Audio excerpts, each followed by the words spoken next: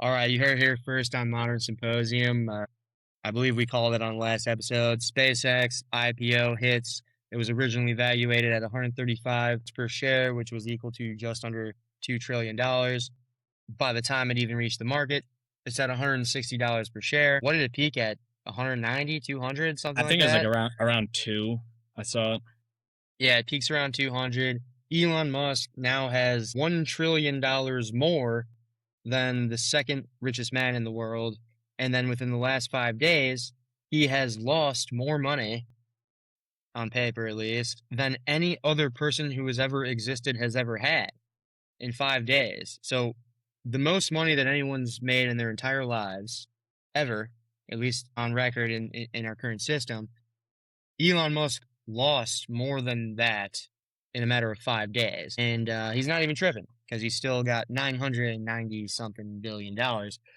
It is kind of insane. And obviously, if you watch the show, you know that I'm a huge Elon fan. I'm a very pro-capitalist guy. I do have to see it a little bit, Nick, to your past points that at a certain point, though, when does it become enough? I can see where that centralization of control could become a potential threat to the stability of our system. Yeah, I mean, a couple days back, I had seen something that said this was like when it was peaking around 200 or whatever. Is if Elon Musk lost, first person to ever become a trillionaire, right? Keep in mind.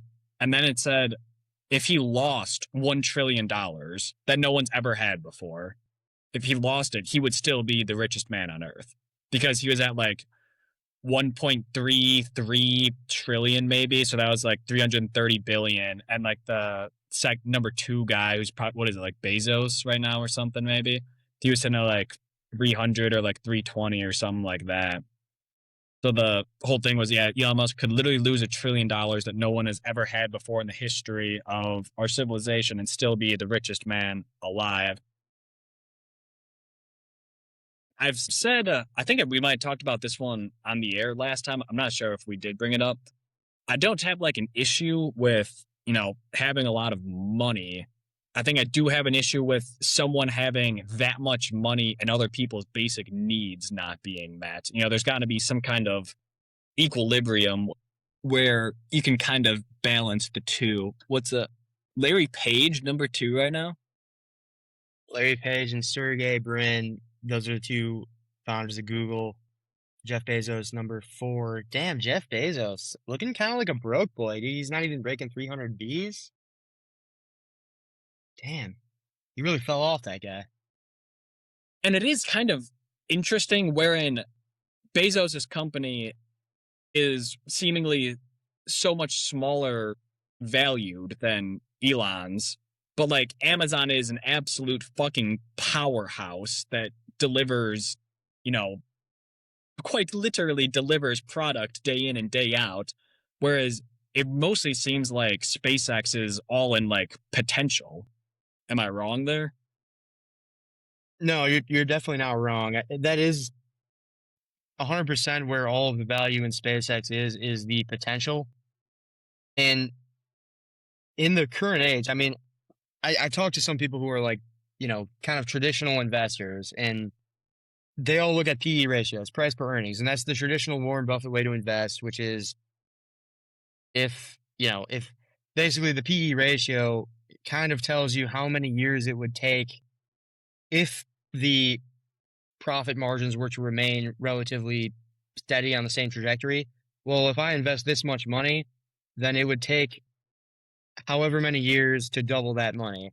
And so if the PE ratio is 20 years, but when you look at Elon Musk companies, whether it's Tesla or SpaceX, the PE ratio is like 400, 450, which means if it were to stay the same when it comes to their revenue and profits and all their metrics now, if it were to stay in the same trajectory, then it would take 450 years for you to double your money, and it seems like a terrible bet.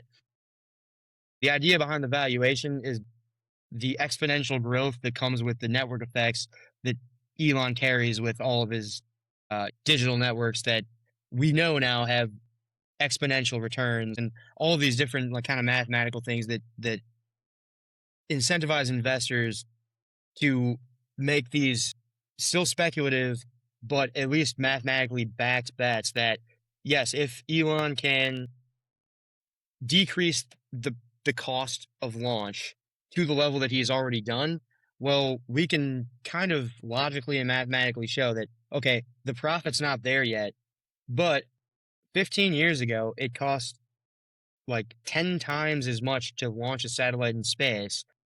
And then what's the main idea behind like where profit would come from in the future? Is it like mining asteroids or Well, so great question. And the thing is that I don't think anyone really knows for certain simply because we haven't really done it. So if we look at the space economy, there's a few different business models and there's a few different revenue streams that make up kind of the layers of the space economy.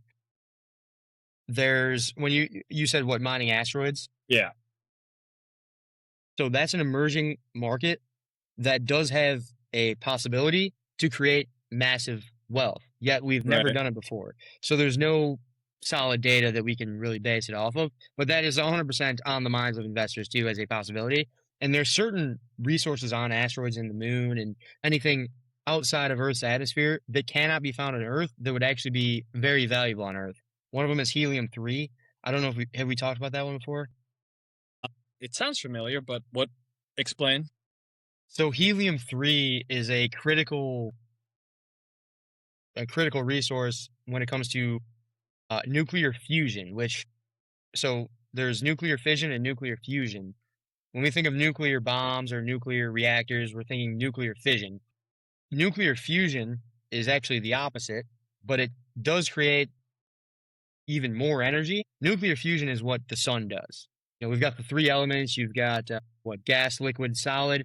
We now have plasma, which is used as it's the fourth element. It's used in these, I believe they're called, what are they, tokamaks or something like that. I'm probably botching the name, but there's these big scientific equipment that basically speeds up plasma to the point that nuclear fusion occurs, and the goal is to try to replicate what the sun is doing constantly. We can only stabilize it for like seconds. Even within those seconds, we're producing a massive amount of energy, but a resource called helium-3, which can only be found on the moon, based on its chemistry and everything, would actually allow us to stabilize that for much longer. So, long way of just giving one example of something that's like available in space in the space economy that's not available on Earth that would actually jack up the profits that we could obtain here on Earth through critical, choke points in our economy, such as energy, probably the most Yeah. critical.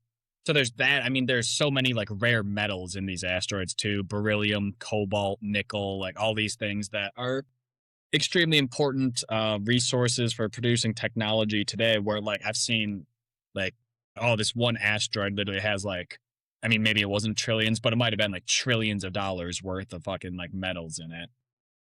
So that was the first thing that popped into my mind for possible like revenue streams. What else is there in the space sphere? I mean, I do like that one. It kind of reminds you. I mean, I do like to think of, space as the new frontier. I mean, I feel like there was a time when civilization, at least, European civilization, was looking out on the oceans and saying, we don't know what's out there. We'd be crazy to even try to go out there. And then we went out there, we found new materials, we found new treasures, we found new metals, and we exploited a lot of people while doing so. We're going to do the same thing with space. I like that. We're going out, we're going to find new materials, new resources. I think that is a definite, probably like the main kind of pie in the sky driver of the possible, potential of what space exploration industry as a whole can do. It's highly speculative, and there's absolutely no data or math or anything that we can use to like objectively claim that we can evaluate a company based on any of these things because we're going and digging for gold basically. So there's might be gold, there might not be, we don't know, and we haven't done it before, so we can't tell. There are a few, so that's kind of one of those emerging markets that hasn't come to fruition yet. but that everyone's thinking about. If we step it back, there are a few very profitable markets when it comes to space exploration. So what we have now that are pretty established and pretty non-controversial. There's not much speculation that goes into them. The math is already there. Also, get this thing off the screen just so I can like see you in the full Shit, screen. my bad. I forgot I was There still you go. sharing. But so if we were to take a look at like the current markets, we've got basically really two markets. So the first one can be broken down into a lot of different layers. So first one is satellites. For one, there's different orbits, and different orbits are used for different purposes. So there's geostationary orbit, which means I launch a satellite up and it rotates at the exact same speed that the Earth rotates so that it's always looking at the same spot as the Earth and it's going around. Then you can go in LEO, low Earth orbit, and that's what Starlink does. And those things are speeding around the Earth super fast, and these are more for like Wi-Fi and communications. And so basically, a satellite's coming in, and when it's within your range, it's providing you Wi-Fi. And then as it passes you, the next one's already coming behind, and so it just passes off the Wi-Fi to that one. And so there's always going to be more and more satellites coming by you, and those satellites are just passing off your Wi-Fi service, basically, which I think is very cool technology. That's low Earth orbit. Then you have high Earth orbit, which has these basically, this is for kind of like Earth monitoring and all these different types of like sensors that are just basically monitoring the globe. Plenty of use cases for this. Uber relies on these types of satellites, Google Maps, anything that basically has your location is relying on a satellite to track your location. All other cases but SpaceX and maybe NASA, most companies either are launch companies or satellite companies. So if I'm a satellite company, normally I would build the satellites and then I would hire another company to launch my satellite up into space for me. Whereas SpaceX builds the rockets, builds the satellites, launches them up, and they do the whole thing. They vertically integrate it. That's kind of why I think it's valuated at such a high rate. I think it has less to do with the satellites, a lot to do with the launch. I think the launch is the bottleneck simply because there is a very, very finite amount of locations that you can launch into orbit from on Earth. And SpaceX has the majority of them under their control. Why is and that? right there, I mean, well, so if you're gonna launch a satellite up into orbit, it needs to be placed in orbit at a location that will allow it to maximize its value, which is at the equator. So you need to be somewhat within the range of the equator. At the same time, so the Earth is rotating this way, and so you're naturally going to have a trajectory because once you're in space, there's no forces. So it doesn't matter what you make the rocket do, there's no force to propel against. So it has to be already on the trajectory by the time it gets to space. And the only way to do that really is to launch it and anticipate that it will follow the curvature of Earth's rotation. What that means is that the only places that you can safely launch a satellite or a rocket or anything up into space must be near the equator and also must be on either an east coast of a landmass or in the middle of a desert. So Jeff Bezos has Blue Origin. That's in the middle of a desert, and so he has plenty of room, and so if something goes wrong, he's not going to kill anyone. But when you look at where SpaceX is launching from, it's a lot in Florida, it's a lot on the East Coast, and then even if you go in China, it's on their East Coast. And if you look at any Australia, it's on the East Coast of Australia. They all can only use land that's on the East Coast because that's the way the Earth's rotating. And if something goes wrong, they can't have a rocket fall on it. It drops down into the ocean instead of back onto your country. Exactly. And I'm sure that there's more locations that can be used other than what's being used right now, surely. But we've talked about the fact that land is a kind of a unique asset in the sense that it's like definitely finite. Like we can't create more of it. Same thing kind of goes along with the launch capacity. And if whoever can control the launch sites, especially now that the cost of launch has come down so much, whoever can control the launch sites basically has all the power, and so they can exploit the satellite companies and basically charge them a toll to get into space for as much as they want. And I guess long story short, SpaceX does have them both. So either way, SpaceX wins. But in looking at all these other companies that are technically competitors or customers of SpaceX, I do prefer the launch companies as investment ideas rather than the satellites because I mean there's a limited amount of satellites that can be in orbit as well. Like there's still a real estate market there, but it's a lot bigger than the amount of launch sites, I guess. Yeah. So I have one that I just wrote down that I think could be interesting. Once we like kind of leave this topic a little bit, so I'll try and stay on topic here for now. Have you heard the idea that I don't know if it's an idea or if it's like a fact, but basically the more shit that we launch into space, the less we'll be able to send future stuff into space. Yeah, no, I think that's true because there When is you a launch finite one amount. Like even when you though it seems launch like it a lot, up, there's a finite amount. a debris field will like forms. Like you do lose like stuff on the way up, right? So essential like so not just the fact that you can't have a trillion satellites because there's only amount of space that can orbit the Earth. But also, apparently, with every launch that we do, we are losing debris in this. And then that debris doesn't just always fall down, that stays circling as well. So then you're kind of creating like a fucking shield around the Earth of all of this stuff that's spinning around. And everything that you put up there is one less thing that you can in the future. And we may be like trapping ourselves on our planet. Yeah, no, that definitely makes sense. And you've got all these satellites, and there's a lot of regulations about how close they can be to each other. And I mean, obviously, there's a lot of space in space, but it's not infinite. When we're talking about Earth's orbital rings, there's only so much. So we can't just continuously send these things up forever. And the thing is, the more densely we pack them in, then the higher the risk is that there is some type of collision. And the problem with all of the satellites and everything we have in orbit is that one unexpected collision, it could lead to a an avalanche, like a cascade of more But problems because once this happens, there's no force in space. So two things collide. Well, there is these the debris from this collision is going to continue on. Bro, you're sounding like Oppenheimer right now. Have you seen that movie yet? Only parts of it. I've seen parts of it. All right, we gotta watch that. I But did there's read. I did read. I actually didn't finish the book either. I've read parts of the book. I've seen parts of the movie. yeah, there's the one part in the movie where the one dude like comes up with this math equation. He shows it to Oppie, and they're like freaking the fuck out. So he's got to go like bring it to Einstein, who like doesn't know shit either. But basically like their concern is like, all right, so you set off the bomb.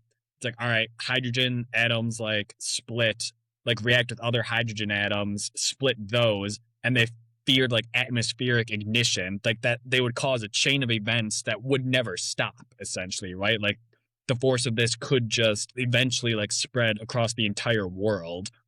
And it's kind of what you were saying there. It's like, all right, well, if one satellite hits one, there's nothing stopping other satellites from then being thrown off course, debris fields expanding, and basically like crashing it all. Yeah, no, the chain of events is kind of the term I was looking for, which is that like yeah, once one happens, I actually know a guy who he's an aerospace engineer and his whatever you would call it, like his thesis or like his over the summer project or whatever, he's like working under a mentor who's developing a system to track space traffic basically. So eventually down the line, this develops into some type of like an insurance company or like a kind of a regulator for where you can put satellites in space due to there's like a certain threshold of risk that we're willing to take. And I mean, even though satellites could be made very small, like the Starlink satellites are very, very small, but even that, it's not about like the size of the actual thing. It's about how close we're willing to allow these things to get to each other, knowing that the risk increases as they get closer. Do you know Sun Tzu, Art of War? Have you? Of course. Got it over on the shelf. Yeah, yeah. So it's, obviously a classic. And obviously, most of what's said in that book is meant to be applied to the era before we had all this technology, those types of wars, these types of like tribal wars. And one of the most famous lines in that book is talking about, or the most famous sections, I should say, is talking about how the high ground is the most important asset you can have during a war. If you can have the high ground, you have a major advantage.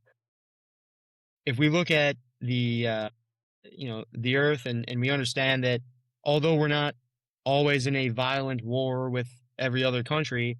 We are in some form of competitive, whether it's a financial or information or cyber or whatever. We're always in some type of competition with these other countries, and orbit is now the high ground. Just as like being able to set up a camp at the top of the mountain used to be like we win, that used to be game over. Now we've got the high ground. Those who can occupy the actual high ground, which is orbit, those are the winners. Being able to occupy orbit around Earth, knowing that there's a finite amount of space there to be occupied, those who do occupy it, such as SpaceX, Planet Labs, a couple other companies, they get valuated much, much higher than their earnings, just because, just like land, there's a finite amount of space in orbit as well, and that's the high ground. Yeah, I mean it's kind of bogus when you think about it that way. It's like, all right, someone 20, 30, 40 years from, dude, we could be fucking ourselves over potentially. Because think about how good 50 years from now, 100 years from now, like how much better our satellites could be. But it's like, well, you can't even put it up there anymore, right? That's a good point, actually. I mean, that's definitely true. They will definitely be much better. I got to imagine, though, that I really don't know. I don't know, I maybe got we to can like imagine, though, that we can bring there's, it down. I got to imagine there's Can a you way like to bring hook them it and down. pull it back down? That's a good question. Let's see Because if like, we all right, can. like if we just stick as much shit up there as we can right now, which is what it sounds like you should be trying to do, since there's a finite amount of space and you want as much of it as you possibly can. Like game theory tells you put as much as you possibly can as quickly as you can up there. But then it's like, are you, handicapping yourself in the future? Because again, if you could like hook them out of the sky, almost like some giant net or something, like pull them back down, that could be one way to do it. But you can't just like blow them up out there because again, like debris fields and things like that crashing into each other. But Yes, in low Earth orbit, we can usually take satellites down and replace them. That will become a normal part of constellation management. Satellites naturally decay over time because of atmosphere's drag. yeah, Higher is more dangerous, medium. So it seems like the lower they are, the easier they are to take down. I guess that checks out. that makes sense. I mean, it might. I mean, that's actually pretty valuable information, just because if we're looking at it, similar to the way you would look at land as like a speculative investment. I mean, if I'm looking at trying to invest in a satellite company, which I am, I now know that those who occupy the low Earth orbit hold much more value than those who occupy like a high Earth orbit, because the low Earth orbit can be upkept and maintained and improved at a better rate. So is that it was did that say the high orbit ones you basically can't really do that, or it's just super difficult? But it says at medium Earth orbit, satellites usually are not brought down easily. Geo satellites, that's The but GPS stuff, right? yeah, exactly. Geo satellites are typically moved into a graveyard orbit above geostationary belt, okay, because deorbiting from geo takes too much fuel. So replacement is possible, but cleanup is less direct. So they basically throw them in a graveyard orbit where they're not There's actually like, doing anything for us, but that's just yeah. like where but I would imagine that one would fill up too. Right, right. So it says the real constraint is not literal empty space. The constraint is safe orbital slots, which we just talked about, collision Hmm. probability, yep, radio spectrum coordination, and debris risk.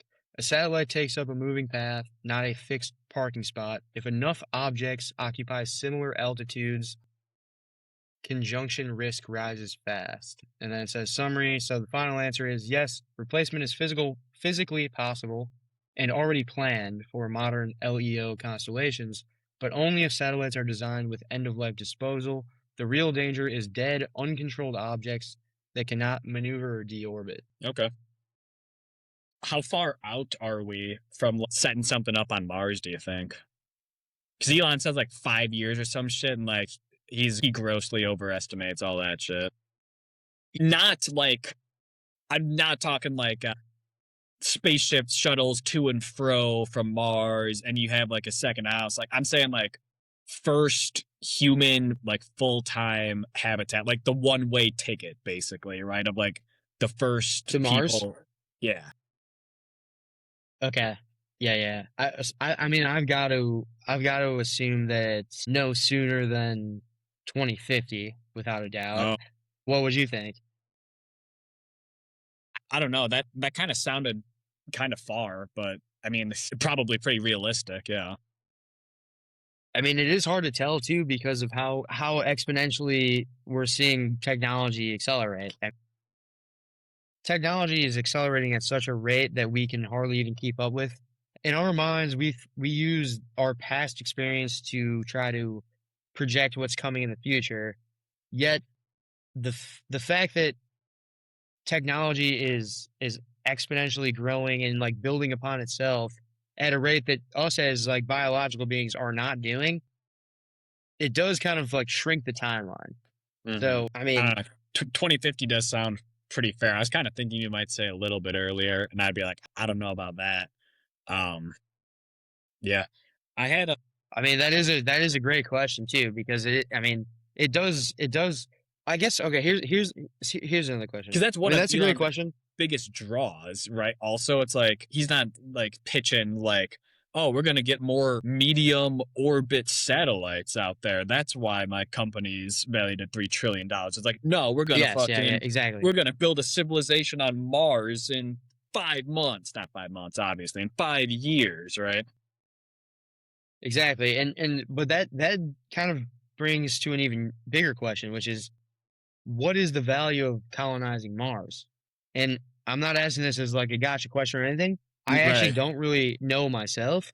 That's more a What philosophical question than it is like It's an a economic philosophical question, yeah. question, because like what I don't, from what we can tell, basically there's no value to colonizing Mars, right? It appears to be pretty fucking desolate, right? It doesn't Well, seem like I wouldn't say there's no value, but I would say that I would say that the cost of us getting there might right. outweigh the value of us being there. Yeah, like pretty greatly. It seems like Mars Yeah, seems yeah. pretty desolate, unless there's things I don't know about. Like maybe there is like fucking rare stuff there, but I I mean, even assuming doubt there's it. not, like we can't assume there is. We have to assume there's not if we're gonna, you know, basically allocate all of our resources to trying to get there. The cost of us getting to Mars is upwards of many trillions of dollars, right? The value of getting there is that we now have the human species can now survive a global existential crisis, such as the meteors that killed the dinosaurs, something like that. Whereas if we're not on Mars, then the human species is erased as soon as a global catastrophe occurs. If we have a multiplanetary species, we have now hedged that risk, and we're now on two planets. I mean, that's a pretty amazing thing. I see the value there, but I also question when it comes to the resources that we have and the problems that we have on Earth, whether or Right. not becoming a multiplanetary species is is the best way to allocate those resources to benefit the most people. I think there might be more things that are bigger priorities right now for us. But that's just me, and I'm Yeah. not a trillionaire, so I don't know. I was I was gonna say basically the same thing. It's like, all right, you're gonna spend trillions of dollars to have some people to have a pretty shitty, terrible life on Mars. Or it's like, or we could spend trillions of dollars here and maybe start like working out some of the, systemic terrible things that we have here, uplift more people out of poverty and, desperation than we currently have, which is quite a bit if you're not living in the first world like me and you. Right. And just to honestly play devil's advocate on that, just as you're saying, I was thinking it, wouldn't the same argument probably would have been said by, European settlers who came and colonized the United States? Who it's like, oh, Yeah. why do we want to go all the way over there? That's just a desolate place. We don't know what's even over there. We don't even know if there's anything good. We have so many problems here at home. My instinctual thought on this is like what it is it's not really logical. It's not And really in the objective. grant in those two though, the cost of Spain sending a couple ships that way wasn't too ridiculous, right? Like they had these warships. All right, they might have lost a couple ships. That is expensive back in the day, right? but it's not fucking spaceships and setting things out there. And then when you said, like, all right, what about the people who went over there? It's like, well, that was kind of their choice, right? Like, they were down in the slums in England or Spain or whatever. So it's like, all right, let me try my luck on the other side of the world, where, again, the cost isn't that ridiculously high. I don't know. I mean, I agree that it's probably not equal, but I do think it's probably in the ballpark of when it comes to like high risk. Like when it comes to someone who is now in the current day is willing to hop on Elon Musk's spaceship and go and be one of these people who colonizes Mars, knowing they'll never return and knowing that it's a very Okay, no, high no, no, no. probability it's In that unsuccessful. aspect, That's you're kind of the risking same thing, though. you're risking the same thing. I'm talking like the monetary cost, like economic cost to get from here to Spain is much different than here to Mars. Yes. Well, I mean now, but relatively at the time, I mean it is different. Don't get me wrong. Surprise Relatively at the guest, time, surprise guest showing up. relatively at Welcome, the Mr. time, Duff. Nick Dobbleevin has arrived just at the perfect time. Can you hear the piano? Yes, we can. Yes, yeah. All right, Dob. Hey, everybody anyone who's watching, welcome, Nick Dobbleevin. We got our celebrity guest on. Dob, we were just talking about. We're talking about Curious space. to hear curious to hear what your take on this is, Dob. We're in the middle of a discussion about the comparison between now. We're seeing Elon Musk, SpaceX. Elon Musk's declared mission is to colonize Mars, right? And we're sending. It's a hugely, like, seemingly ridiculous idea, sci-fi idea that we'd be able to just, build these spaceships and send people over to Mars. These people are going to volunteer to go. The odds are they might not even make it there. And if they do, they're never coming back. And they're going to be on a desolate island. It seems like just a ridiculous thing. We're comparing that to the idea of like back in Europe and Spain when they were sending ships over to go investigate the new land that was just discovered over here. And I mean, I think we basically agree that like the mentality was probably the same. This one is just even like it's the same mentality but amplified to the max. The biggest difference is I think would be like, okay, back then, yeah, let's go explore and shit, but you're still on land and you still kind of assume, okay, there's going to be more land. So either way, maybe we'll see some new animals or some shit, but it's like, what the fuck is going on. And it's like, you could build something on other land, or it's just the seed keeps going and then you turn around. So I think it's a little bit different because you don't have to fucking I would disagree. somewhere. Also, yeah, okay. I think the knowledge actually is we have more knowledge now of Mars than they had of the rest of the world. That's where I was going. That's a good point. There could have been goddamn like what do you call it? Like here be monsters, right? Like there could have been like the Loch Ness monster in the fucking middle of the United States. There could have been like giant 3-armed like orangutans that came and like killed you. You didn't know. Versus we have a pretty good idea of what's on Mars. Or the opposite. There could be like really cool people or like fucking hot chicks over there or something. That's always a possibility. But now it's like you can look in your big old stupid fucking telescope and be like, oh, there ain't dick over there. There could be. Well, let's go anyways. There could be thick Martians. We don't know. Exactly. Are we? Right? You're in. What's actually, the? Dom, that's actually a good take. Surface of Mars. Do we have? Yeah, we have. We've got the Mars rover, so we do. So we have basically investigated already. There's not dick over there. Yeah. Yeah, and that's actually a good take that I've never thought about before. In our current day, someone volunteering to hop on the SpaceX shuttle and go to Mars and occupy this desolate planet, that's like equivalent at the very least, or even less crazy than what the people did who were coming from Europe to the United States, because exactly what you said, we know more about that planet than they did about that country. I kind of like your point though too, is that like the fact that we know more about that planet, and I guess Nick Camels, you kind of brought this up as well. The fact that we already know there's no hot chicks there, There's Yeah, no like, no there's no bed. casinos or anything. Beautiful baby There's not really girl. anything for us. Yeah. That's Yeah, kind right. of, I actually Because agree with that. I you think could have like came that's a to good point. America, there could have been rivers of gold and like fountains of diamonds flowing, right? It Like was the mystery that inspired us, and It- there's no mystery on Mars. We know there's nothing there. there could have been anything. It could have even been a boat. You'd think that they'll send like geniuses, astronauts to build a civilization. I think anyone who's smart is gonna say, "Go fuck yourself." I think who they're really gonna send is like the people who get paid to test drugs.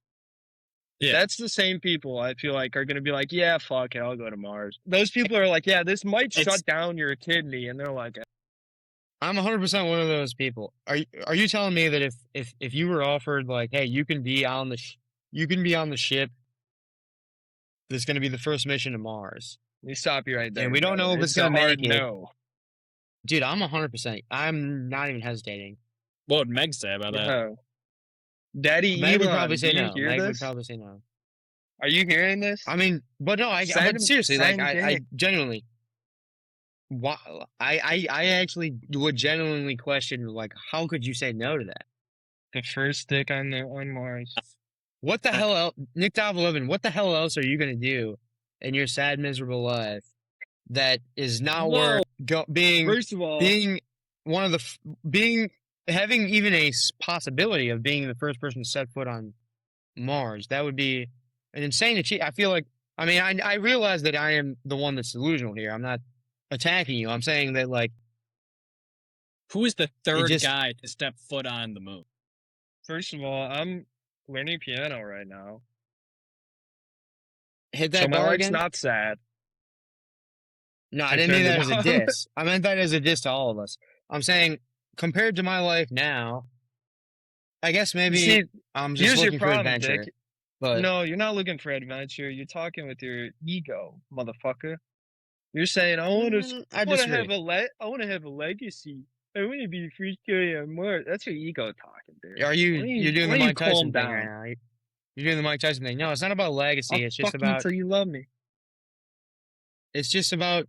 I mean, I don't know. Camels, what do you think? I had I would not. I might sign up. Depends where I'm at in life. Also, they're probably only I sending. feel like I definitely would sign up. I I definitely think would sign up. they'd There's only no be sending question.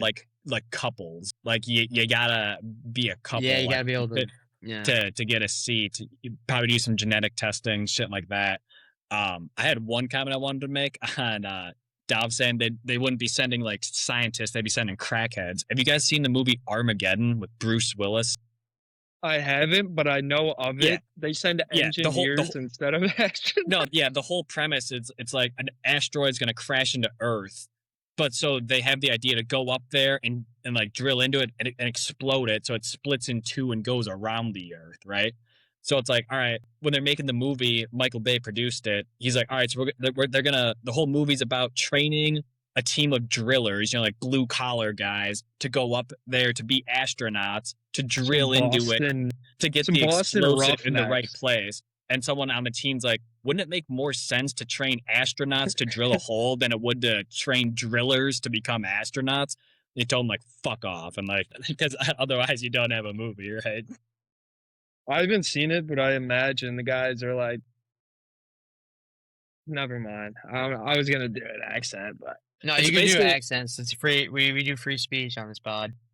It's I don't about- know, just like some dumbass brute fucking laborers. Yeah. That's Hey, exact- let's go get some fucking drinks tonight. Nah, we gotta go fucking learn how to be ass. That's about exactly what the movie is. In the beginning, they're catcalling some chicks walking past. Oh, that's good. So Dov's saying no to going to Mars. Richie's saying yes. I'm saying maybe. It'd be I mean, funny if they're like send couples to repopulate, but Richie skins the instructions and he just sees +1 and he brings a homie. Yeah. I Sounds like got a a Adam Sandler movie. +1.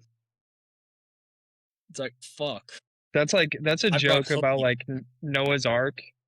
There's like the elephant brought like his dad or something.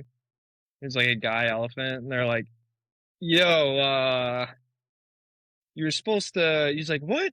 No one told me I was supposed to be a girl. Would you go if they had like the list of this is like two lists, right? It's like I say it's like a 40-person mission. It's like 20 dudes, 20 chicks. Then it's like you get randomly assigned a partner Ugh, once you arrive. gross. No, I would never go with anyone but my fiance. Putting that on the record. Good answer, duh. What if they sent some pictures, some headshots of Yeah, the yeah, crew of the crew that's going? you get some headshots. It's like Tens, say all tens. no, You not all. wouldn't fit in. All right. Slight change of topic here. What's the craziest insect slash bug slash whatever that you've gotten like bit by or stung by? That you've killed, No, that has like bit or stung you. that you've bashed with a hammer, that you've thrown a rock on. I don't know, sure. Bunny. Bunny! I said I said bug. Bro goes bunny. Oh, I thought these were animals we killed as children. I don't think I've gotten bit by too crazy of a bug. I think I've gotten bit by like a spider one time. Oh yeah, I That's just have probably this about crazy it. story from college. I was in it's like in my bed one night. I think I was like reading or some shit.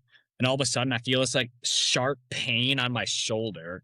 So I like jump up and I like look and there's this like yellowish ring that's like forming on my shoulder. I'm like, what the fuck is this? After like 20 minutes, it's like still like stinging. I look it up and it's like, oh, you probably got it's like started listing a few things. I'm like, I don't think we have those in Alabama. I don't think we have those. I don't think we have those. Then it's like it could be a stink bug. So I go back in my bed, I like rip all the sheets off, everything. Fucking sure enough, there's a stink bug like that big, like under one of my sheets. No, I don't think I got bit by anything crazy. I mean, dude, I've so many mosquito bites just from working outside. It's brutal, but nothing crazy. I got to my first time getting bit or stung by a bee. I was on some like I was like doing some like gardening, like helping out doing some like community service. And I like had my like rake or whatever. And I raked like right over through like a bee's nest or like a wasp's nest or some shit. And like 60 of them just like flew right in my face. I got like 5 stings or whatever. And that was my first time getting stung. So I had to like go do like all like the antibiotics bullshit like that because it's like, oh, like what if I'm like allergic to this shit and like die? Yeah, holy shit, that sucks. My brother got attacked by fucking a few hundred wasps one time. Had like a million stings all over him. Dude, those things are. Walking out from school, yeah, someone threw a rock at it. The guy got fucking mauled. Are you scared of any like insects like that or anything? No, but if I like, sometimes if I like see one on me or something, then it's like, especially if I'm just in my room, then the rest of the night I'm like, I keep thinking shit's on me and I'm like double checking, you know? You have like the phantom feeling of it or whatever. Yeah, and I get all paranoid. But bugs, not so much. I don't really fuck with snakes. My next question was going to be, do you have like a fear of anything like that? I guess, but it's mostly like if I'm working and it's like a big field or something and the grass is kind of high, and then like a snake goes right past me, the rest of that time I'm like fucking walking on eggshells. I hate it. Hate Yeah. snakes. I don't have many fears like that, but it is kind of fucked up. One like recurring dream I have is like being in a car crash. So I'm like kind of scared of that. Okay. This is Kind of nothing to fuck. do with an animal. No, no. Do you have any fears not associated with animals like that? Or I Rich, you could hop in there too. I always have dreams where I'm driving, but like from the back seat, Dude, and it's yes. like I can't reach. Yeah, Yeah, you have the you like same can't thing. control it, right? Yeah, or like I somehow it goes way too fast, and I'm like, oh fuck. Bro, I have those exact dreams. Damn, me and you, bro. Sorry, We're like, I missed a bit of that. What were we talking about? we're talking like dreams and fears. I said I do have this like recurring dream where I'm like driving a car and like crash it. And Dad was like, "Oh, dude, me too. I have this dream where I'm like in the back seat, and I've literally had that dream where like I'm literally like sitting like behind like the car, like the driver's seat, and you like can't like control the vehicle. You can't see and Yeah. shit. Yeah. I mean, I do have dreams. I mean, I have one specific dream. I have a dream that our brothers and sisters will be judged not Oh my by god, the I color of their fucking skin, knew but the it. content of their character. And I do also have fears. I have one fear specifically. My only fear is fear itself. Fucking Someone should lobotomize you. go get another drink or something, man. Go get, Oh, I just did. yeah, get another one. No, my realistic fear is really And not making it to Mars. no. All right, all right. I've heard you guys go slop talking about these things and whatnot, but we were talking about making it to Mars. If 99% of the human species died, that would be not nearly as catastrophic as if 100% of the human species died. Simply because we have the languages, we have the genes, we have that the work of the other 99% would be able to be replicated by that 1%, and we would be able to continue, and so long as there wasn't another catastrophe right after, we would eventually be able to rebuild. That 100% means that every single thing that we've ever observed, everything we know as reality, is gone.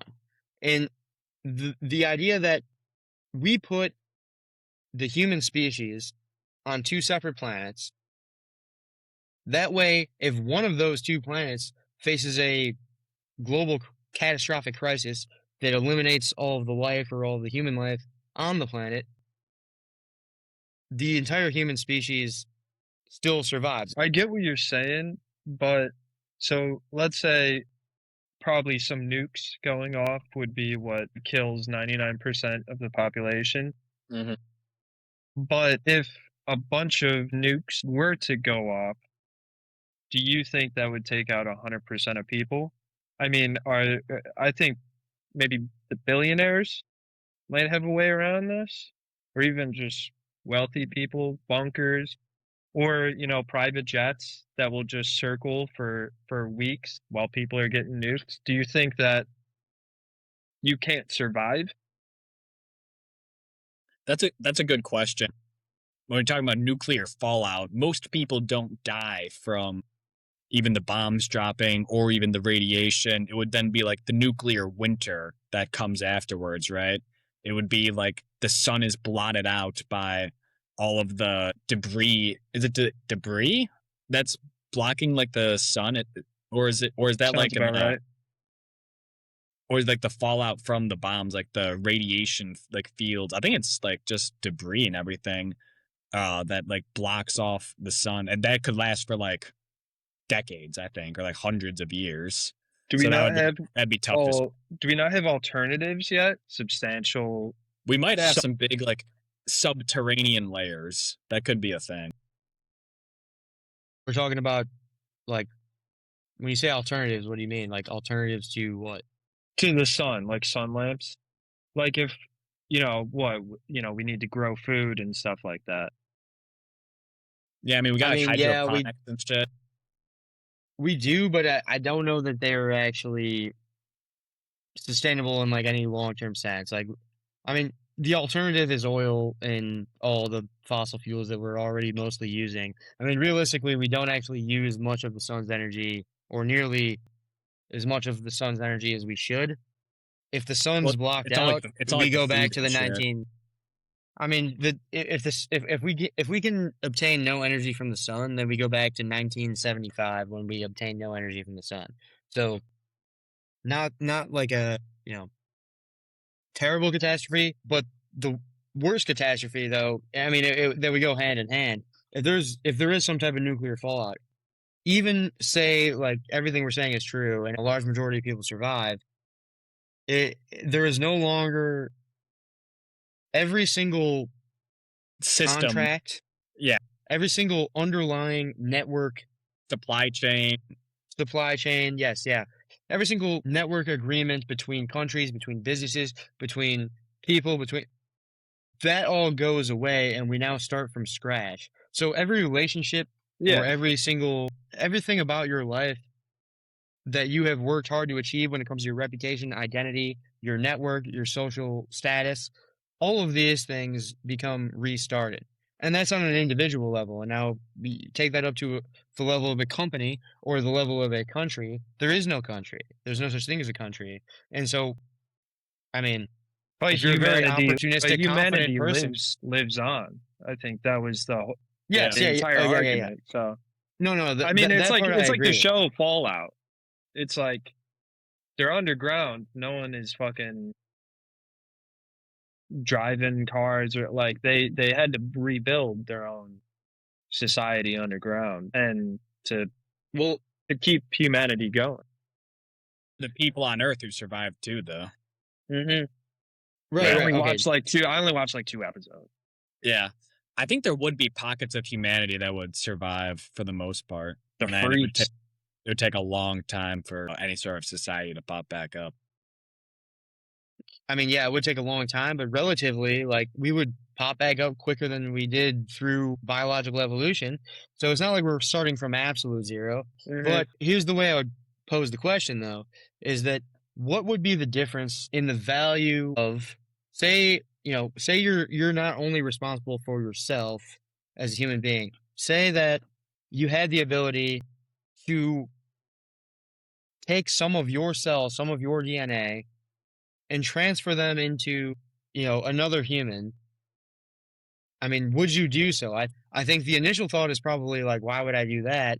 But deep down, if it came that down to that, or you never reproduce, or you never have any chance of furthering your DNA, your genes, I think that almost every single human would do that simply because they know that it's a hedge against risk. Our entire programming is designed to survive and reproduce. And if I'm worried that I'm not going to survive and reproduce, well, then I'm better off planting some of my DNA somewhere else where there might be a chance that they can survive and reproduce. And I'm saying that as kind of an analogy, but it's the same system. And I think that is what we're doing. I think humans are wired to do that. We're wired to try to hedge against risk, I guess, where it's like Mhm. we want we care mostly about ourselves and then a little bit more about our family and then a little bit more about the people that are closest to us and then but we do care about humanity. I feel like humans naturally care about the rest of humanity because we have similar genes. And so it makes sense that like there will be people who volunteer to go and colonize Mars because they want to do that. For one, they like the adventure, and also they see that there's a value to humanity if we take a small portion of us and put them somewhere else just in case something bad happens here. I get what you're saying. Yeah. No, you're right. This might be dumb. Does it have to be Mars? Like, I'm Kind sure it of. would be, like, is that the easiest route? Because, like, it might be dumb, but can we essentially make, like, a very large space station? Like, we have Oh, satellites that kind of fuck around. Yeah, can we, like, get people, if Mars is too hard to get to, can we just build something closer, essentially? I thought you were talking about like terraforming other planets at first, and that's basically science fiction at this point still. But That's exactly where I thought you were going to. With yeah, that. No, there's the space station is the not space only station is it you can pick up. possible, it's we've got that capacity to do that now. So why is Mars the goal? Why wouldn't we just start doing that shit? It's a great question, actually. That was the question that we were discussing right before you joined, which was like we were both kind of on the fence. I get the fact that we want to occupy other planets. I also don't think that it's worth the cost to get there, at Mhm. least right now. I think we maybe Elon's not wrong. Maybe he's early. All right, All right. can I switch topic and throw a something that I thought about the other day while I was driving? Of course. Yeah, yeah. Great, awesome. So I was thinking kind of about like conspiracies and kind of like the quick denial from people. Like certain people, you'd be like, oh, do you know this and that, and they'll be like, Shut up, that's crazy, that's a conspiracy." I don't know how to phrase this. I kind of like took a step back from it because it's easy to be like, well, the government has done fucked up shit. Like, how can you not believe that they would do more fucked up shit? But I took like an even bigger step back from just humanity and life as a whole. And since a lot of people think we're in a simulation, I was thinking like, let's say me or you or any of us were in charge of this simulation, this simulated life. What we would do is definitely, if we're bad people, we could corrupt it very easily. So when people say NPCs, I think if we're in a simulation and the creator is a twisted motherfucker, he could make the actual NPCs the people in charge, not the little guys. He puts the people in charge to convince everyone else of what he wants people to think. You know what I mean? And also, like, let's say you were going to start it. The very first people, you would make them all kind of like NPCs and tell them whatever. And then once you get a couple generations down, you could essentially tell them whatever because they weren't there at the beginning. It's very easy to convince people when they can't actually go back 100 years and they weren't there, you know? You're talking about people in charge might be the actual NPCs. Kind of aligns what me and Richie were texting a little bit earlier. I was talking about how I'm like kind of fucking bored with politics now because everything's so predictable. It's like Mhm. AOC denounces the murder of a black man by police. All right, cool. Tucker Carlson rails against DEI hiring of airline pilots. All right, yeah, no shit.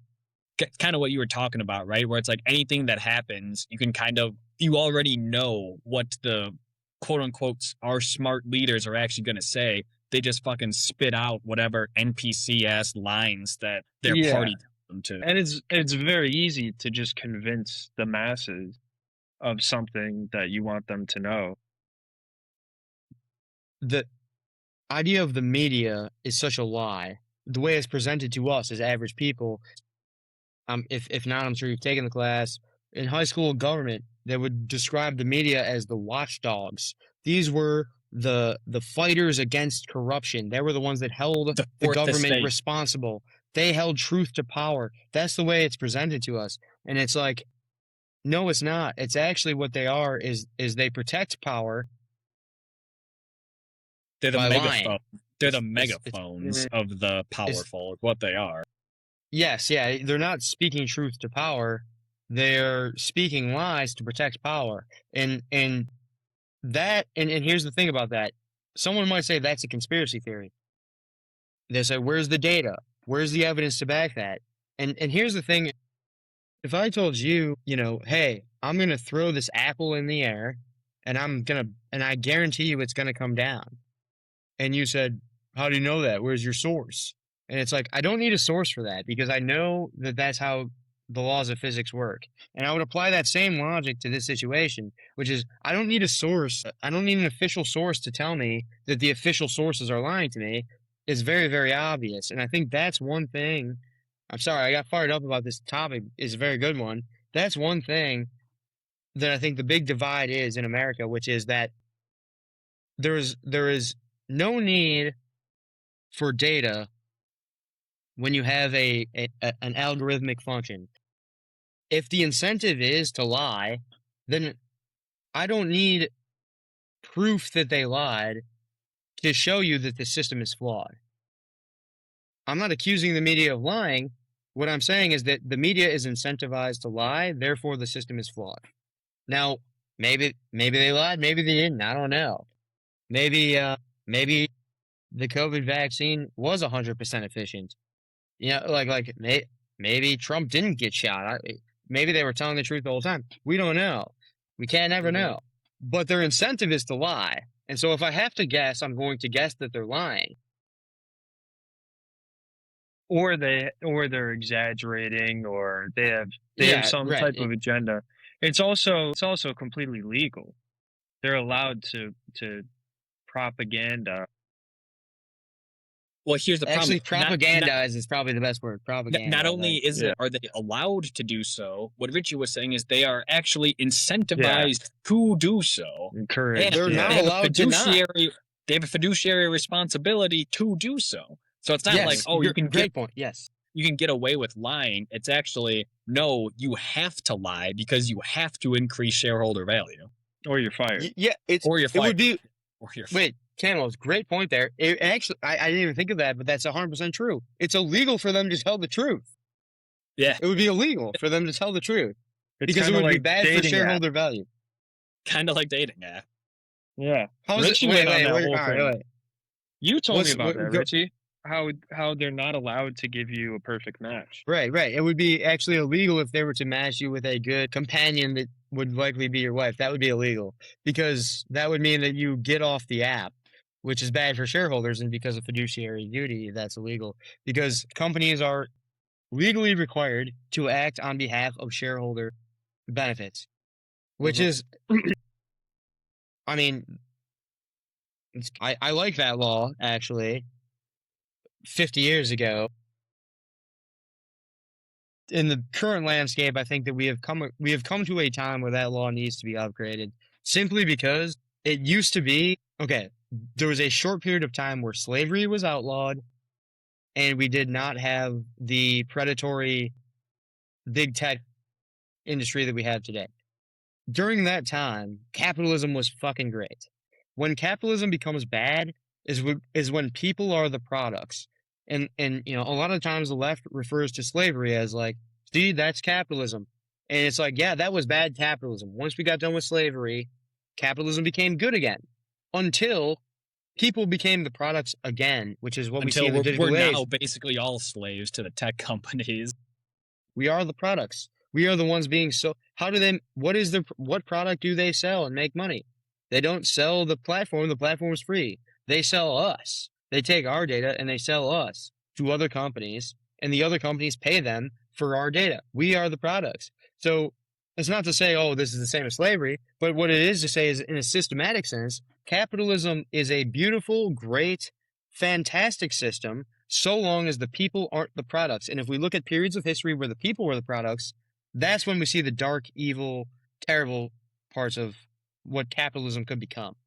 And that's a recent realization of mine. When I think of capitalism, I don't think of the people as the products. I think of the people as the, exchangers. And it's become more and more obvious by the day that we are no longer in that time where the people are the ones trading. That's not the case. The people are now the products once again. I have a kind of interesting one to go off of that from there. I was at work the other day and we were talking about the website Zenny.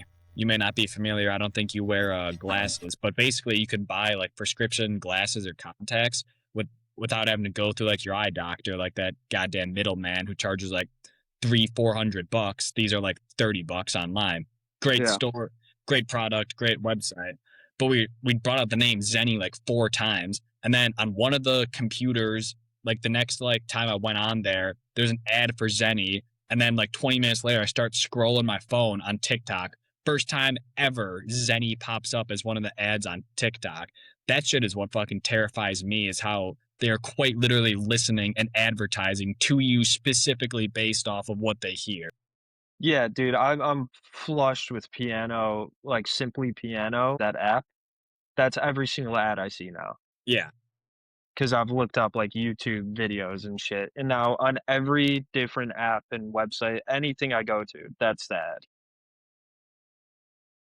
Let me finish that one off real quick. The first time I noticed this was like 2 years ago. My brother was working for like a organic foods company, and he brought up like, those like hydration packs that there's like a million of now. He brought up the name of one of them, like Liquid IV or something. It was exactly that one. I wasn't gonna name drop it specifically. It was literally that one. He had like, yeah, they don't pay us. He'd been exactly sponsor the show, then we can shout you out, except for your intrusive data policies. But he's literally talking about like he's working with them, and then like 20 minutes later I'm on Snapchat and I had an ad for that. I'm like, that is fucking insane, because that's just over conversation, and that wasn't me looking it up on my phone and then they can track your cookies or whatever. Literally, that's just something they heard in the background. There was a video of that. The guy and like his wife or whatever started talking about the cat food, and they didn't even have a cat. It was just like a test, and then started getting ads for That's cat food. crazy. They would just I talk mean, about it with I've each other. They didn't definitely, look it up or anything. I've definitely like had those moments of, I mentioned something to somebody and then looked at my phone and saw the ad. I think that we know they're listening. We know I they're swear to watching. God, sometimes I just think it.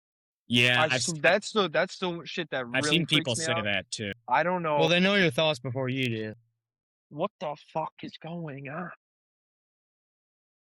So I'm gonna actually even go a little bit a step further here. It's worse than that. It's worse than that because can you think of an internet company that is given the market cap that it is due to pure supply and demand, buyer seller dynamics compared to which company out there has achieved the market cap that they have in the internet age by selling anything other than us? Is this a There's trick none. question? It's none. Okay. No, Well, yeah, I yeah, mean, I can't. none. No, it's not. I don't know the answer. I'm just saying I can't Arizona think of any. Arizona iced tea. They're not a tech company, obviously, but Yeah, and they're Right, not but 99 no, cents either. genuine question too, and I haven't really thought about it before. But genuine question: can you think of a tech company who sells anything other than us and to justify their market cap? I no. cannot.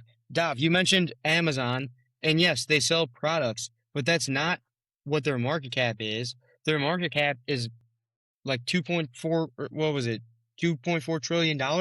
They're not there's not $2.4 trillion worth of fucking books or fucking whatever the hell people are buying on Amazon. That's a small percentage of it. Where the revenue actually comes from the buyer side is their cloud computing. It's companies who are paying to use their cloud services to host their own companies. You've heard of many of these: Spotify, Uber, Salesforce, Shopify. These are all using Amazon cloud computing. Amazon's getting a cut of every dollar that's spent on these apps. At the same time, the data that they have, yeah, they sell it for advertising. You think that's where the money's coming from? No, of course not.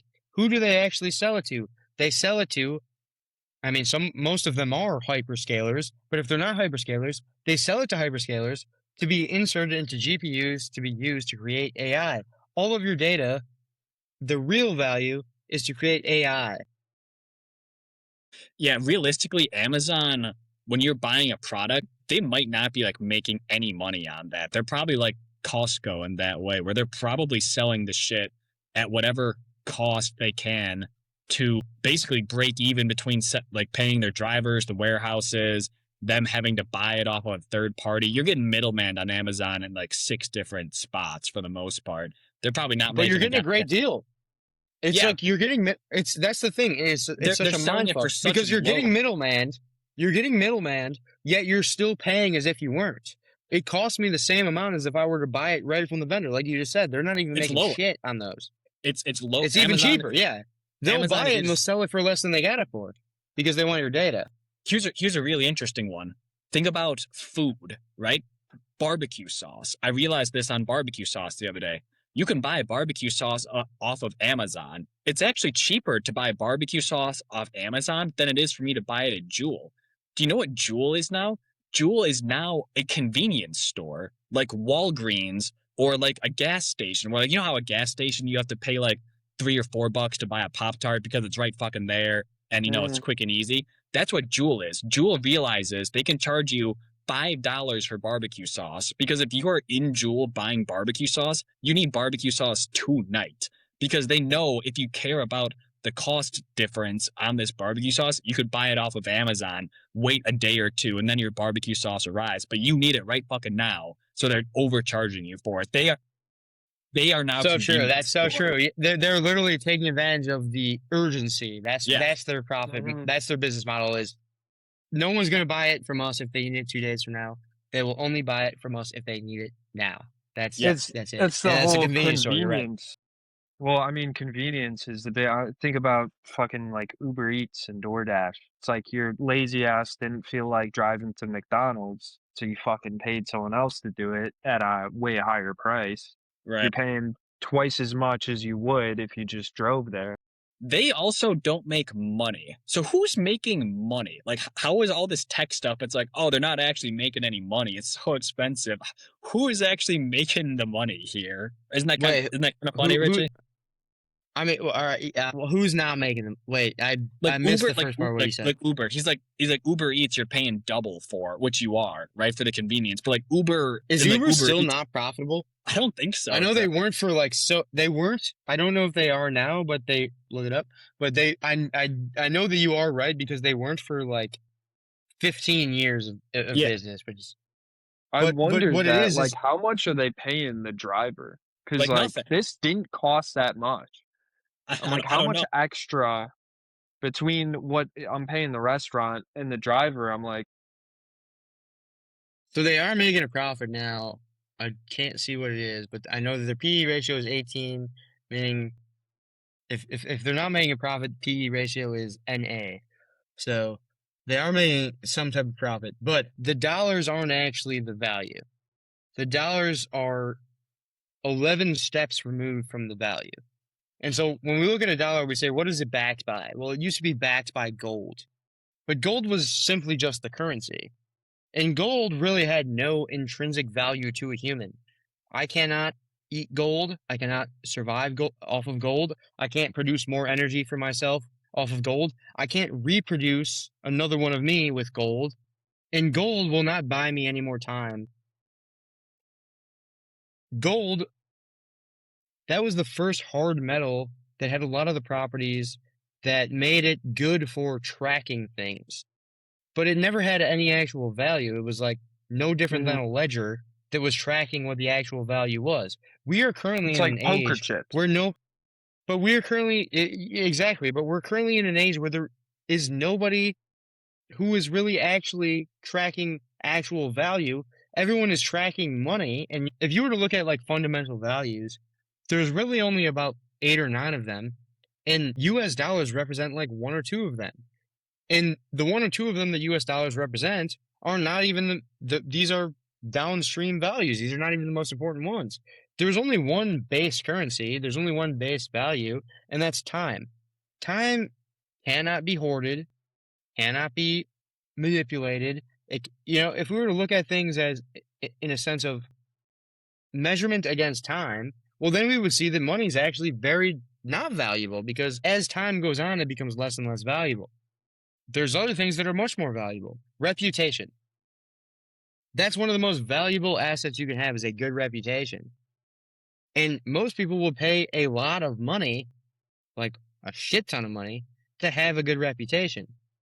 Then there's other people who would be happily willing to sacrifice their own reputation for a very small amount of money. Yeah. Scammers, Ponzi. These are, but you see the difference. There's a difference between people who are optimizing for money and the people who recognize that money is simply a tool to get what is actually value. There is no value in money, and I feel like most people miss that difference. Sorry, that's the end of my rant. But Well, yeah, I mean, kind of like smart, more self-aware type of people. If they're like, oh, I want to get rich. Yeah, a lot of people are like, they don't even know why. They're like, I just want to get rich. I want to be like this other guy. I want to get a fast car. But then every once in a while, you'll get the guy who's like, I want to be rich so that I don't have to waste 8 hours at a job and I can spend more time with my family. That's the people who boom, see money exactly. as a tool. That Yeah. that is mostly that is what being rich grants you. It's your control over your own time. Sometimes Right? people That's see that afterwards, though, yeah. after they're rich. That's the thing. Yes, yeah. I am not really out for my own personal human organism's benefit. What I'm out for is the benefit of my genes. Most mothers and fathers happily sacrifice themselves to save their kids. That's because their genes are doing that. But when we talk about time, we have to understand that it's not about the time that I survive. I'd happily end my time right now if it meant that my genes could survive for many, many Yeah. decades. Like that's the way that we're It's programmed, and that's it's not like up to us. That's not our yeah. choice. We didn't have a It's a choice in that. That's just the way that completely a subconscious, like, animalistic Yeah. type of yeah, thing. exactly. It's There's so primal. many Yeah. animals and bugs, and they have so many weird, like, they fucking, have a kid and then do this or and that with it, and it's like they don't talk to each other. They just know to do that, and it's weird that they all do the same exact thing, and that's kinda the same, like, we're kinda just animalistic in the fact You, that, you yeah, we do want our Programs. I genes mean, to you can I see it in think nature. yeah. Keep going. Or do you have No, more, Dov? I think just, like, almost like our intelligence and our consciousness and our non-animalistic ways are kind of fucking that up, and that's when people, like, don't have kids and they don't do their job. They don't pass on that gene that's instilled in us to do, Yeah, you can and see it animals in don't have a choice, yeah. nature. This like passing down of the genes we're talking about, where you can see where some of the decision making comes in, and they're really not making the decisions. These decisions are hard coded in them, as Richie was kind of saying. Where it take, for example, like a duck or like a rabbit. So a mother rabbit gives birth like 4 or 5 times a year, something crazy. Breeding cycles are super, super fast. They have like 5 or 6 bunnies per brood. They can pump out like 4 or 5 a year. So a bunny, when like a predator starts approaching the nest, a lot of times they just fucking dip. They realize, well, I can make 6 more kids in 4 months, right? If I lose these kids, I have a better chance of passing on more genes if I don't take this fight. Yeah, so they let the baby bunnies get eaten. Versus when you see animals like a bear, for example, and maybe it's a little different. A bear's a cannibal, or not cannibal, geez, a predator. But even like other animals where they have like longer gestation periods and with that have less kids, they will stand up to and fight or try to intimidate a predator, keep them away from their kids because they realize like, all right, well, these are some of the best shots I have at passing down my genes. It takes a long time for me to reproduce. I might not be able to raise another generation of kids, so I'm going to fight for these ones. And that's always been interesting to me, seeing those types of decisions in nature. Yeah, they just do it automatically too. Right, Like, right. no one tells them to do certain things, but they still even when it's, like, a super weird, like, breeding ritual, and they all just know to do it. Dude, It's yeah, like you see crazy. like the birds dancing or whatever. Mhm. It's like how does this motherfucker know that's what Yeah, he's supposed to be doing right now? He's like, in his simulation. animal just in him. Oh, fuck. Camels. Have you read The Selfish Gene, Richard Dawkins? by our boy Daddy Dawkins. I have not. Friend I of the think show. I've watched him like do some like like TED Talks or what, not maybe not TED Talk exactly, but I've seen him talk about it. Yeah. I mean, I own it, but no, I haven't read it either. But I know what it. I know what it's. I know the gist. I've read parts of it, and I know the gist, and it does seem legit as far as the genes are out for themselves, which is why you can look across every single species that exists and see that the parents will sacrifice themselves for the kids. Some people will say like, "Oh, what a hero of a dad who jumped in front of the bullet to save his kid." It's like you didn't do shit, dude. Like you did not make a decision. Like you were going to do that no matter what because you were Yeah, pre-programmed to do that. It's in your DNA. guy's not a It's fucking so hero. deeply in your subconscious. You had absolutely no fucking choice. I Well, mean, here's a really interesting one.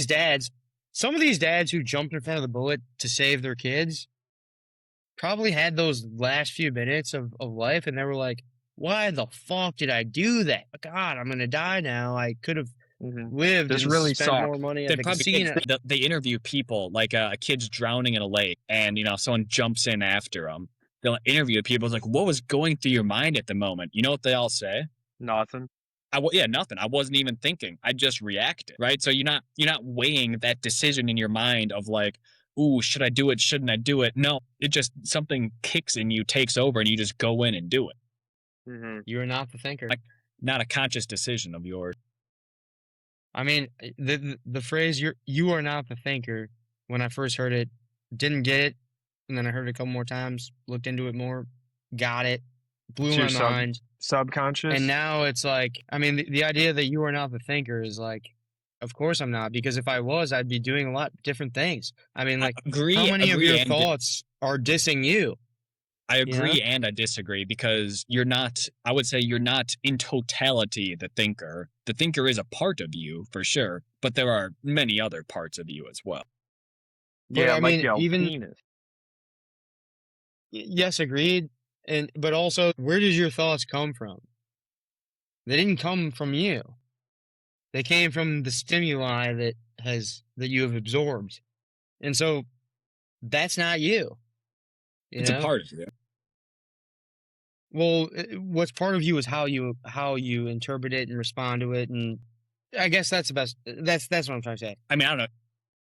I mean, the things that enter your brain are not you at all. They're actually foreign. They're some of them may be like hostile intruders. The way that you respond to them, that's you.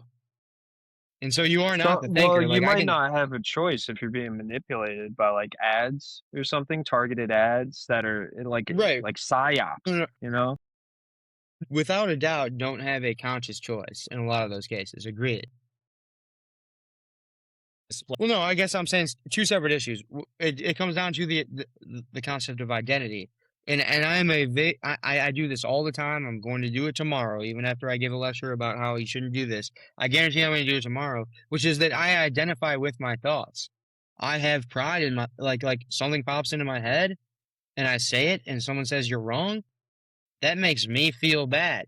That hurts my ego. That hurts my pride. That hurts my identity. Even though thought that popped into my head that I just repeated that someone else insulted, that was not even like I didn't even really think about that thought that much. Yeah, I guess. I think we're kind of like arguing two different things, or not arguing, but I think there's originally you were talking about the thinker, and I kind of think that was going off of subconscious versus conscious. Yeah. And now we're kind of getting into the two of them versus outside influences. Yeah.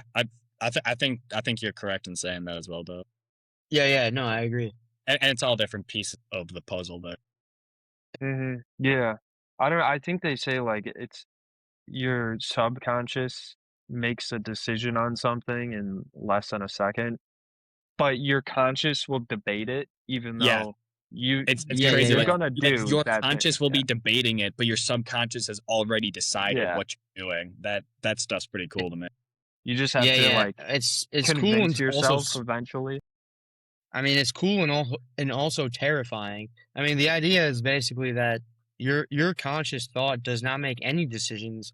It simply justifies the decisions that your Mhm. subconscious Yeah. makes with Yeah. they're out of your control. It is very interesting. It's also like very, very scary because it means that you don't have the choice that you think you have. It's like it's we're going to Back the to Matrix, the free free will. will. Yeah, yeah. It's Well, I think our subconscious is still that is still us. So I would say, That's what yeah, I was saying earlier too. Like just because like that your is still you. conscious, You're yeah. still deciding that. Like the thinker is just a small part of you. The subconscious is another part of you. I think it is still you making those decisions Hmm. because you are not Yeah, the it's just just because let you're me debating, let's do it. yeah. Let me do a pushback on this one. When you say you're deciding or you're making those decisions, yet I'm just simply like my conscious mind is simply unaware that that's what the rest of my mind is doing. Is that what you're saying? Well, I know, I think it's still free will because your subconscious is still you. yeah, I Like agree with that. you are still making a decision. Like you don't have to separate your conscious and your subconscious. It's still in your brain, still part of you. But what if your conscious thought disagrees with your subconscious impulse, which is something that I experience like very, very often. Like drug addicts and stuff. Yeah, like Even though you know it's bad. you do something and then you think about it and you're like, God damn it, I told myself I was gonna stop doing that and I did it again. I didn't consciously make Mm. that decision to do that. It was driven by a subconscious, but my conscious thoughts did justify it 100%. Different parts of your brain, like working on the same problem solution, things like that, right? And it's all you. It's all you That still, is what me and Dob are kind of saying. Like, because what you have said is like, you are not the thinker. You are not just the conscious part of you deciding that. You're also the subconscious part of you. That's the decision maker, essentially. And then the conscious part of you has to then go like, okay, did I really not enjoy? Yeah, did I really not want to do that, or did I actually really want to do that because I did do that, right? Debate free will when it comes to like an addiction. Like nicotine, like I don't even think about it. I'm gonna fucking keep doing it, even though I'm like, oh, that's dumb. That could, give you cancer. I'm battling it right now. Yeah, Yeah, I mean, it's same. it That's just it what I is was tough. referring to. Yeah, exactly. Yeah, it is a I good. switched over to the Zins trying to get off the vape. It's tough. Yeah, me too. I did that a while ago. They're not nearly as good. They will be. I like them now. That's the issue. Yeah, I've been hitting Zins for a couple years. But yeah, I don't really know. I don't even know Also, I gotta hop off here where to soon. think though. I Yeah, am starving. for sure. This is too big brain, bro. Trying to think of the conscious, subconscious. No, and it's not that I mean, we shouldn't know. Like, nobody knows. Like, if anyone knew, Yeah, they'd that's win a kind of Nobel Prize. It's not that we should know, but it's just fun to think about. It's interesting Yeah. to think about.